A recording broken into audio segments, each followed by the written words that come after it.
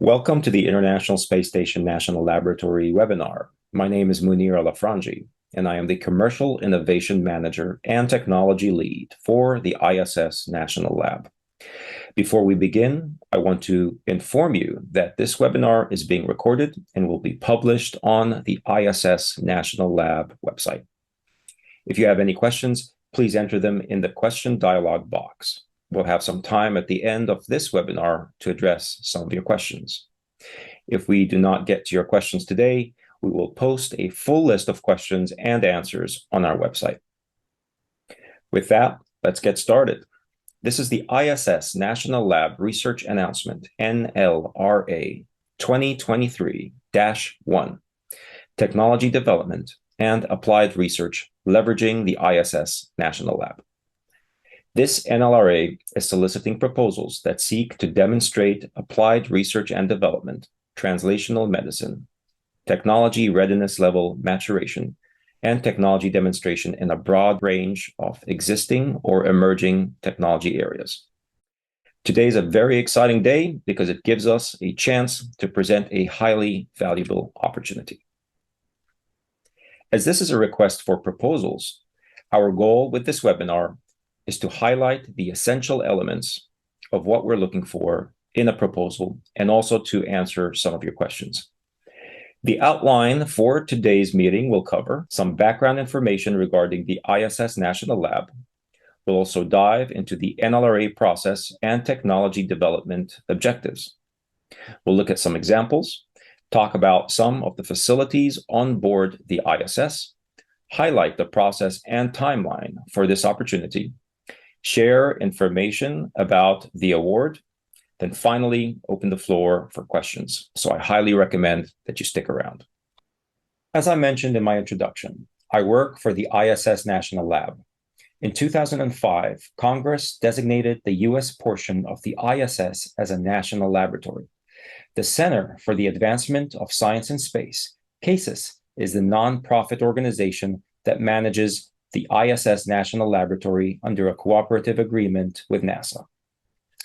The intent is really to open up access for the space station to industry, academia, and other government agencies, all seeking to leverage the unique laboratory for scientific work that would improve the quality of life on Earth, and also as a tool for STEM education to inspire the next generation of explorers. So, to fulfill this role of managing the ISS National Lab, CASIS works in very close coordination with NASA, as mentioned earlier. But we also work in coordination and partnership with a group of private organizations that we call implementation partners. These organizations have expertise working in space and assist with integrating the experiments that our user community proposes. They are experts in translating what you do in your laboratory on the ground into something that can be done in space. There is a subset of implementation partners that we refer to as commercial service providers. These commercial service providers own and operate commercial facilities on the ISS. I also wanted to mention that we are very actively engaged with the investor community. If your company is looking to or needs to raise funding in conjunction with the planned R&D project on board the ISS National Lab, please indicate that in your concept summary. CASIS has built a sizable investor ecosystem of more than 250 institutional and corporate investors, most of whom are seeking new investment opportunities. We have conducted more than 1,000 capital introductions between startups and investors. Depending on the maturity of your business and plans moving forward, we may be able to locate relevant funding partners. Throughout the year, you will see a variety of research announcements seeking proposals for specific focus areas, and you should visit our website to learn more about these opportunities. For this research announcement, we are seeking projects with clear pathways to practical applications that can provide tangible value back to the organization doing the work. And as I previously mentioned, ultimately back to the nation. So we're after project outcomes that are going to drive economic benefits either directly or indirectly. For example, It may be that testing a product in the space environment resolves a key technology hurdle, which then allows you to go to the marketplace with that product, or maybe enhances and expands the market reach for that product. If you're familiar with technology readiness levels and you speak that language, then for this research announcement for your proposal, you should be considering maturation of technology that is currently somewhere around TRL 4 or higher, looking to raise that to somewhere around TRL 7 or higher. Your proposal should very clearly support these ranges. So here are those same concepts re-emphasized. Again, thinking in the terms of your proposals. Having a line of sight to commercial application. Think in terms of enabling a commercial offering to an end user after you've concluded your work on the ISS. The idea is that this research announcement is very broad. Maybe you have a device that's based on quantum technology that you want to fly up to the ISS and test quantum communications. Could be something to do with supercomputer, artificial intelligence, automation, robotics, remote sensing, biofabrication, thin film deposition, exotic optical fibers, or testing new therapeutics. We are excited to see your ideas through this process. It may be helpful for me to remind the research community why we do research in space. The ISS National Lab provides the opportunity for scientific and technological discoveries under the unique and persistent conditions of spaceflight, which you cannot replicate here on Earth. I like to tell researchers that removing the vector of gravity from your research allows you to see your system with a brand new lens of discovery. Let's talk about the primary reasons to do work in space by highlighting the key advantages. The extreme environment, which may be useful for accelerating material testing and durability by exposing materials to the vacuum of space. Extreme temperature variation, radiation, and microparticle impacts. A unique vantage point from which to study our planet. As the station's orbit covers 90% of the world's populated areas, and the ISS crew has the ability to real-time modifications of when and where they record images. And sustained microgravity, which has profound effects on both physical and living systems. Your proposal should very clearly state why you need to conduct your research on the space station. Please take note of this very important point. While many technology development projects on the ISS National Lab portfolio come in through an ISS National Lab research announcement, it is not the only path. There are pathways other than ISS National Lab research announcements for different sized companies to have access to low Earth orbit for technology demonstration. For example, if you are at the fundamental science end of the technology development spectrum or low technology readiness level, there are ISS National Lab opportunities through joint solicitations with other government agencies, such as the National Science Foundation. Maths Challenge is another entry point for startups looking to demonstrate emerging technologies. If your technology is early to mid-level technology readiness level, we have examples from our technology development NLRAs in the past to help advance your TRL. As your technology matures, it may then be ready for in-space production applications. We have annual release of in-space production application solicitations. The ISS National Lab offers state-of-the-art hardware and facilities providing a wide range of research equipment and systems for enabling advanced R&D and technology demonstration. The space station is a world-class multidisciplinary laboratory. I encourage you to review the available facilities using the links that have been provided in the research announcement instructions. I mentioned earlier that there are implementation partner organizations that help you to translate your experiment from something you do in your lab on Earth into something that can be done in space. We encourage you to visit our implementation partner database and begin engaging in conversation with these organizations early. you may need to get a realistic order of magnitude estimate of what your project might cost, especially if you're new to space. So a conversation with implementation partners would be very helpful. The following information focuses on the funding process. There are three main categories within this process. Category number 1 consists of your direct costs. This is your time, your team's time, your equipment, fabrication costs, and testing that you would do on the ground to prepare for space. For this research announcement, we expect you to cover those costs. Category number 2 of costs are the implementation partner costs. As I mentioned, when it comes to doing space-based work on the ISS, it is essential to have an implementation partner alongside you. The funding we have set aside for this research announcement is to assist with implementation partner costs.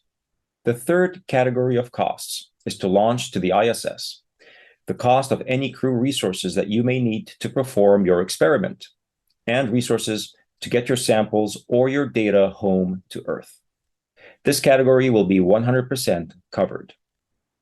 Perhaps that's all you need for your project. If you're able to self-fund everything else, then that could result in what we call an unfunded agreement. Once we select an award, the time that it takes before your experiment would fly to the ISS depends largely on the complexity of what you're trying to do, as well as the availability of supply vehicles. Generally, this period varies from 12 to 18 months. Thus, we expect that about 3 years from when we award the project, your work should be completed. So how do you actually get to an award? We have a 2-step process that is constructed as follows. Step 1 is to submit a concept summary. The concept summary is a 2 to 3 page short summary of your proposal. Please note the deadline. The concept summary will be evaluated internally for operational feasibility and scientific merit. There may be advantages of getting your concept summary in early. If you don't get selected, you may be notified with feedback prior to the deadline. This may provide an opportunity for you to digest the feedback, make alterations to your experiment, and resubmit for another attempt. Secondly, if your concept is submitted early and is selected, you will be notified, which may allow you to have more time to start working on the next phase, which is a full proposal. During the concept summary review, we do a high-level review of operational feasibility of scientific and technical scope. And we also do a preliminary compliance review. If you pass that step, we will contact you and invite you to submit a full proposal. During step 2, we have a process to help you find an implementation partner. Part of the documentation that you will provide when you submit your full proposal of step 2 is done with your implementation partner. The documentation includes a scope of their work and their budget, which will be incorporated into the overall budget of your proposal. The proposal evaluation process in the criteria that we use is all detailed in the documents that are available on the website. If you are interested in submitting for this NLRA, I encourage you to go to the website and look at the resources. There, you can download the instruction documents. We encourage you to review these documents thoroughly.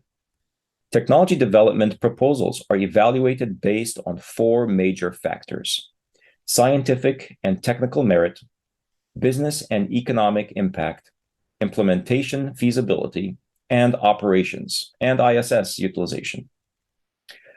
Each of these evaluation categories is comprised of multiple evaluation criteria, either 6 or 7 criteria per category, all of which are numerically weighted and scored. Results from this categorical evaluation are integrated into the overall score and rating for each proposal. The proposed project cost is not scored in proposal evaluation, but is considered in the final selection. The relative order of importance of our 4 evaluation factors is determined by the cases line of business corresponding to the NLRA, which for this NLRA is the technology development and demonstration line of business. The category weighting is roughly equal between science and technical merit, shown in purple in the figure. operations, shown in orange, and business and economic benefit, shown in green. Details on the evaluation methodology can be found in the proposal evaluation instructions for this NLRA, which is one of the documents contained in the zipped file available for download from the solicitation webpage. As you prepare your proposal for submission to this ISS National Lab research announcement, we recommend you keep in mind a few tips that we hope you find beneficial. Number one, use the available resources. Many ISS National Lab resources are available online. New for this year's NLRA is a slide presentation from NASA's Lynn Harper on ISS National Lab lessons learned. CASIS personnel are also available to answer questions in advance of your proposal submission. Secondly, connect with an implementation partner. Principal investigators with flight projects must identify and select an implementation partner, and the earlier in the proposal lifecycle, the better. CASIS can help you in the implementation partner identification process. The scope of your work and budget that you will receive from your selected implementation partner is critical. You will include this documentation in the appendix of your full proposal. It is highly recommended that you provide your implementation partner with a copy of the proposal evaluation criteria. You will want to make sure their scope of work addresses the operations criteria. This brings up the third point, which is to write to the evaluation criteria. The proposal instructions outline the evaluation criteria that will be used to evaluate your proposal. Your proposal should address all the proposal evaluation criteria well. Proposals that do not address all of the criteria or address them poorly are very likely to receive low evaluation ratings. Number 4, submit a compliant proposal. Ensure that your submitted proposal is compliant and within scope. Make sure the requisite forms and appendices are included in your proposal submission. I just want to take a moment to highlight that you can find a schedule of the upcoming solicitations by visiting our website. As you can see, we have a number of upcoming solicitations. We plan to have 3 cycles of technology advancement and applied research leveraging the ISS National Lab opportunity. Each cycle will be separated by a few months in time. There are more resources listed here. Note that the operations team's email address is listed here. This team may be able to help you decide and assess feasibility questions. Our website, issnationallab.org, will provide you with resources including the types of facilities that are available on the space station. You will also find our implementation partner directory and examples of research that has already been conducted. At this point, why don't we spend a few minutes and move to the Q&A section of our webinar. Please remember that this webinar is recorded and all questions will be posted online. Please consider this if you're planning on including any proprietary information in your question.